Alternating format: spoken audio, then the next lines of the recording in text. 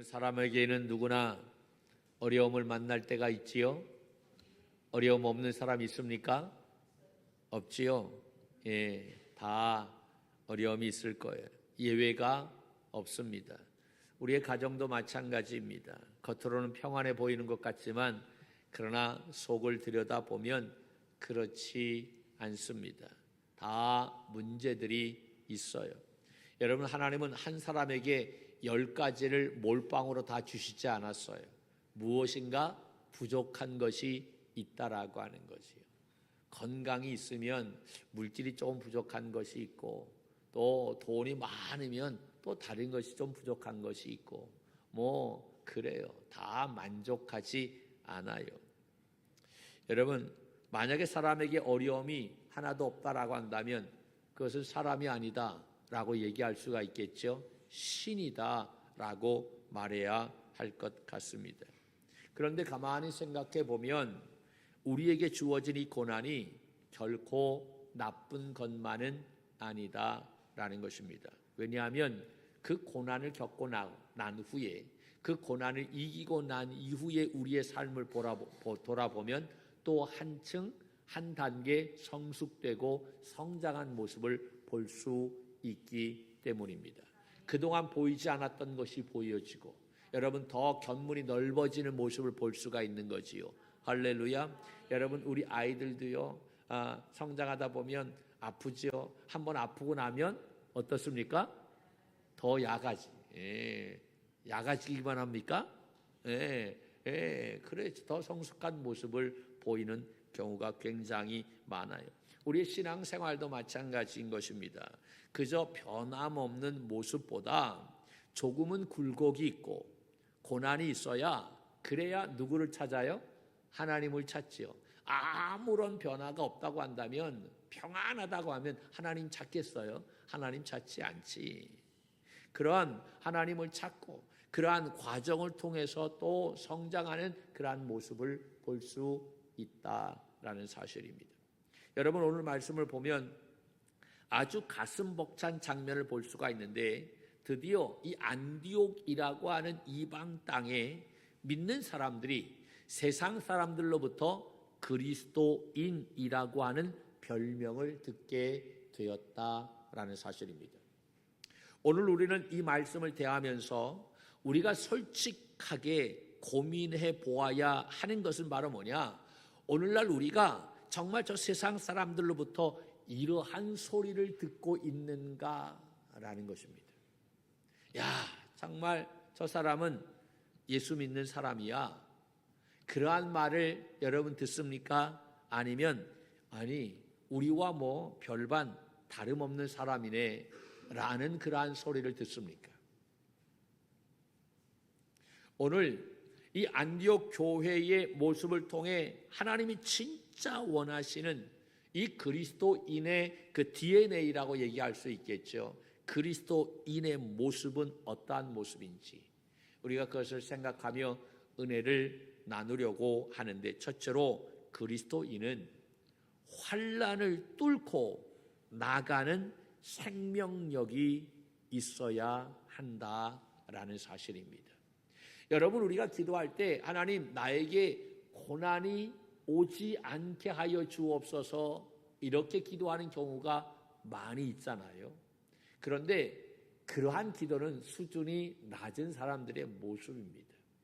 여러분, 고난이 나한테 오다가 빗사이로 막 가는 것처럼 고난을 피해서 그렇게 가는 모습. 여러분, 우리가 그러한 기도보다도 우리 성숙한 믿음의 성도라고 한다면 어떠한 고난이 와도 그 고난을 이길 수 있는 능력을 나에게 달라고 기도하기를 주님의 이름으로 축복합니다. 여러분, 그리스도인은요, 고난이 없는 삶이 아니에요. 환난이 없는 삶이 아니에요. 환난이 있어요. 고난이 있어요. 그러나 그 환난과 고난을 뚫고 나아가는 생명력이 있는 그 사람을 우리는 그리스도인이라고 말하는 것입니다. 오늘 19절 말씀을 보면 뭐라고 되어 있는지 여러분 볼까요? 시작. 그때 스데반의 일로 일어난 환난으로 말미암아 흩어진 자들이 이렇게 되어 있어요. 여기에 보면 환난으로 말미암아. 여러분, 스데반 집사가 돌에 맞아 순교하게 되어졌어요. 이 환난으로 초대교회에 엄청난 핍박이 일어나게 되어졌죠. 그 핍박으로 그 교회 성도들이 뿔뿔이 흩어지는 고난이 있게 되었다라는 사실이지요. 이 흩어진 자들이 환난으로 말미암아 흩어졌는데, 흩어진 자들이 여러분 어떻게 했느냐? 숨어 지낸 것이 아니었어요. 보통 같으면 숨어야만 되는 것 아닙니까? 근데 숨은 것이 아니라 그들이 가는 곳곳마다 했던 것이 바로 뭐냐? 복음을 전했다라는 것입니다. 흩어진 자들이 베니게와 구브로와 안디옥까지 이르러 유대인에게만 말씀을 전하는데 그랬잖아요. 말씀을 전했다라고 하네. 여러분, 진짜는요 언제 나타나는 줄 아십니까? 위기 때 나타납니다. 환경이 좋고 평안할 때는 누구나 신앙생활 잘 하는 것 같이 보입니다. 그러나 고난이 닥치고 내 삶에 예기치 못한 그런 환난이 찾아올 때 진짜 그때 그 사람 안에 예수 그리스도가 있는지 그것이 나타나게 된다라고 하는 거예요. 내 속에 예수 그리스도가 언제 나타나느냐? 환난이 있게 될 때, 예기치 못한 그런 일들이 일어나게 될 때에 내 속에 있는 예수 그리스도가 그때 나타난다라고 하는 거예요. 그러므로 우리 그리스도인은 여러분 환경에 지배받는 사람이 아닌 것입니다. 환경을 복음으로 해석해내는 사람인 줄로 믿습니다. 할렐루야. 그러므로 여러분의 고난이, 여러분의 환난이 복음의 통로가 되는 놀라운 축복이 있기를 주님의 이름으로 간절히 축원합니다. 여러분, 고난을 피하지 마세요. 환난을 피하지 마세요. 그것을 뚫고 생명력을 가지고 나아가는 믿음의 종들이 되기를 주님의 이름으로 축원합니다. 이것이 진짜 그리스도인이다라고 하는 거예요. 두 번째는 그리스도인은 오직 예수 그리스도만을 드러내는 사람. 이것이 그리스도인인 것입니다. 환난으로 인해 예루살렘 교회 성도들이 흩어졌어요. 그래서 어디까지 오게 되어졌느냐? 안디옥까지 오게 되어졌어요. 예루살렘과 유대와 그리고 사마리아를 거쳐서 저 안디옥까지 이 사람들이 오게 되어졌는데, 이 안디옥까지 온 사람들이 이제는 어떠한 모습으로 나타나게 되어졌냐면, 그 전까지는 복음은 유대인에게만 전했어요. 그런데 이 안디옥에 온 사람들이요, 이때서부터 달라지기 시작했는데 복음을 누구에게도 전하게 되어졌느냐? 헬라인에게도 전하게 되었다. 헬라인에게 전했다라고 하는 것은 이방인에게도 전했다라고 하는 거예요. 여러분 20절 말씀을 볼까요? 20절 말씀 시작.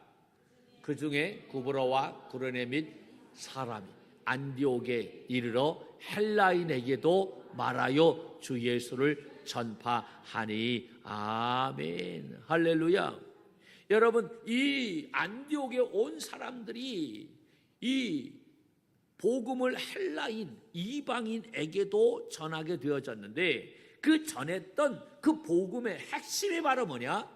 예수 그리스도였다라고 하는 거예요.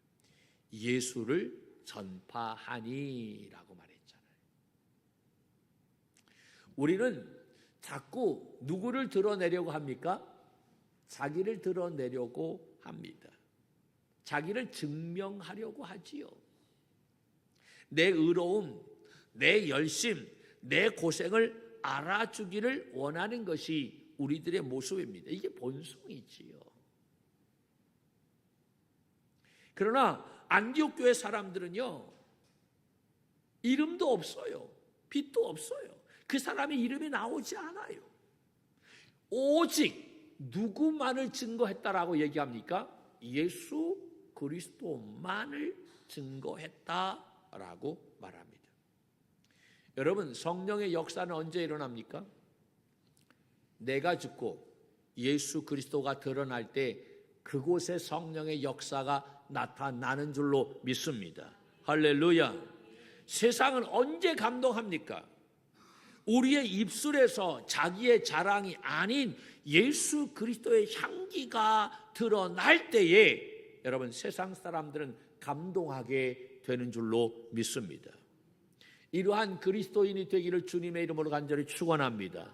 오직 예수인 것입니다. 예수 그리스도만 드러나는 삶이 되기를 주님의 이름으로 축복합니다. 이것이 진짜 그리스도인이다라는 거예요. 그리고 세 번째, 그리스도인은 하나님의 마음을 품고 교회를 살리고 사람을 살리는 사람입니다. 여러분, 그리스도인은요, 살리는 사람인 줄로 믿으시기를 바랍니다. 죽이는 사람이 아니에요. 지금 많은 사람들이요, 얼마나 상대방을 죽입니까? 상대방을 죽여야 누가 올라간다고? 내가 올라간다고, 내가 산다고. 이게 선거 때가 돼가지고 여러분, 뭐 과간치 않잖아요. 뭐 엄청납니다. 어떻게 하면 그 상대방의 그런 약점을 밝힐까? 안타까운 모습입니다. 진짜 그리스도인은요, 여러분, 죽이는 사람이 아니라 살리는 사람입니다. 안디옥 교회가 세워지고 이 교회가 부흥한다라고 하는 소식이 들려지게 되자 예루살렘 교회는 이 바나바를 안디옥 교회에 파송하게 됩니다.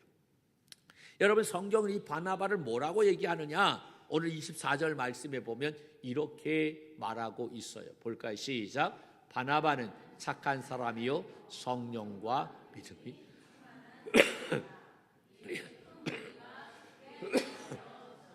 아멘. 바나바는 어떠한 사람이라고요? 착한 사람이에요. 착한 사람으로 끝나지 않았어요. 또 뭐라고 얘기합니까? 성령과 믿음이 충만한 사람이다. 할렐루야. 여러분, 여기서 착하다라고 하는 것은 단순히 성격이 좋다라고 하는 그런 의미가 아닌 거예요. 하나님의 마음을 품고 사람을 살리는 그 넉넉함이 있는 그 모습, 그것을 착함으로 표현하고 있는 거예요. 이 바나바는 혼자 영광을 취하지 않았어요. 그는 다소에 있는 바울을 찾아가서 그를 데리고 와서 함께 사역했습니다. 우리가 어떠한 일을 하다 보면 그냥 나 혼자 하는 경우가 굉장히 많잖아요. 그런데 바울은 자기 혼자, 이 바나바는 자기 혼자 하지 않았어요. 사울과 함께 그 사역을 했다라고 하는 거예요. 여러분, 계단 공사하는데 뭐 전문가 그리고 뭐 사람들 뭐 돈 좀 하면 이거 하루만 후딱후딱 하면 다 끝나지 뭐. 그런데 그게 의미가 있을까? 좀 길어져도 우리 성도들이, 우리 믿음의 식구들이 낮에는 일터에서 일하고 자기의 직장에서 일하고 밤에 와서 피곤하지만 와서 또 수고하고 또 수고하고 땀 흘리고 좀 길어져도 나의 땀이 들어가고 수고가 들어가는 그러한 모습이 있게 된, 이러한 함께하는 모습이 있게 될 때 이것이 의미가 있는 것 아닌가. 할렐루야. 여러분, 이것이 귀한 거예요. 이게 감사한 거지요. 우리가 어떠한 일을 해도 함께 할 수 있는, 그러한 동역할 수 있는 우리 믿음의 청지기들이 될 수 있기를 주님의 이름으로 간절히 축복합니다. 할렐루야. 여러분, 이때 당시에 사울이 정말 다메섹 도상에서 예수 그리스도를 만나서 그가 회심하게 되어졌어요. 그래서 사람이 변화가 되어졌어요. 그런데 그 변화되어졌는데, 그런데 사도들은 그의 변화를 온전히 확신하지 못했어요. 그가 예수 그리스도를 만나고 난 다음에 제일 먼저 했던 것이 바로 뭐냐? 복음을 전했어요. 근데 복음을 전했는데 그때 사도들이, 그 주변에 있는 사람들이, 야, 이 사울이 진짜 변한 거 맞아? 혹시 가짜로 저러는 것 아니야? 우리를 공에 넘기려고 저러는 것 아니야? 라고 의심을 했어요. 그때 누가 나타나서 그를 변론했냐면 이 바나바가 나타나서 그 사울을 변호했던 것을 볼 수가 있어. 그것이 사도행전 9장에 나와 있는 말씀이거든요. 이 바나바는 그 사울의 그 회심을 확신하고 그가 고향 다소에서 인구의 시간을 보내고 있었는데 그 사울을 불러서 그가 안디옥에서 함께 사역을 하도록 했다라는 사실입니다. 여러분, 그리스도인은 남을 깎아내려서 내가 올라가는 그러한 사람이 아니라 바나바처럼 남을 세워 격려하고 함께 세워져 가는 사람인 줄로 믿습니다. 이들이 그 안디옥에서 1년 동안 열심히 그 성도들을 가르쳤어요. 그 사역했을 때 비로소 어떠한 일이 일어났습니까? 그 안디옥교회 모든 성도들이 그리스도인이다라고 일컬음을 받게 되었다라는 것입니다. 여러분, 이 안디옥교회 성도들이 자기 자신들 스스로 야, 우리가 그리스도인이야 라고 말한 것이 아닙니다. 세상 사람들이 그들을 보면서 야, 저 사람들은 정말 그리스도인이다 라고 칭찬하고 인정했다라는 사실입니다. 저는 오늘 우리 청주교회 믿음의 동역자들에게 그리고 또한 이 말씀을 듣는 모든 분들에게 도전합니다. 여러분의 삶의 현장에서, 직장에서, 특별히 가정에서 비로소 그리스도인이라고 하는 일컬음을 받는 믿음의 종들이 되기를 주님의 이름으로 간절히 축원합니다. 할렐루야, 할렐루야. 말만 번지르르 한 종교인이 아니라 삶의 궤적마다 예수 그리스도의 흔적이 묻어나는 그러한 진짜 그리스도인, 그 그리스도인 저와 여러분이 되기를 축복합니다. 그 한 사람을 통해 하나님 오늘도 이 땅을 새롭게 변화시키는 줄로 믿습니다. 그 한 사람이 여러분이 되기를 주님의 이름으로 간절히 축원합니다.